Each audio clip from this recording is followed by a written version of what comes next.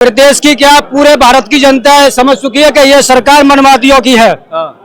इसके अंदर पूरा मनवाद घुसा पड़ा हुआ है और ये कभी नहीं निकलेगा। अभी वर्तमान में 2-3 दिन पहले हमारे सीजीआई गवई साहब के साथ कितनी बड़ी घटनाक्रम हुआ था। जो चीफ जस्टिस ऑफ इंडिया है, तो बताइए इनकी मानसिकता क्या है। ये कहते हैं हम गरीबों के लिए, हम सब दलितों के लिए, किसी के लिए नहीं, दलितों के लिए। दलितों के लिए तो क्या हमारी बहन मायावती है, बहन मायावती के अलावा कोई भी नहीं इस देश के अंदर दलितों का उद्धार करने वाले।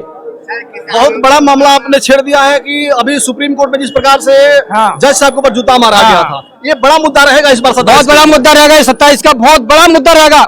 उनको तो ये हमारे डॉक्टर BR अम्बेडकर भी नहीं अच्छे लगते थे, क्योंकि 32 डिग्रियां लेकर के आदमी कैसे यहाँ पैदा हो गया। इसी तरीके से हमारे गवई साहब इस कुर्सी पे कैसे बैठ गए, तो इनको ये चीजें ये गले से उतरती नहीं है। हाँ, ये सरकार जो है सबसे ज्यादा मनवादी है।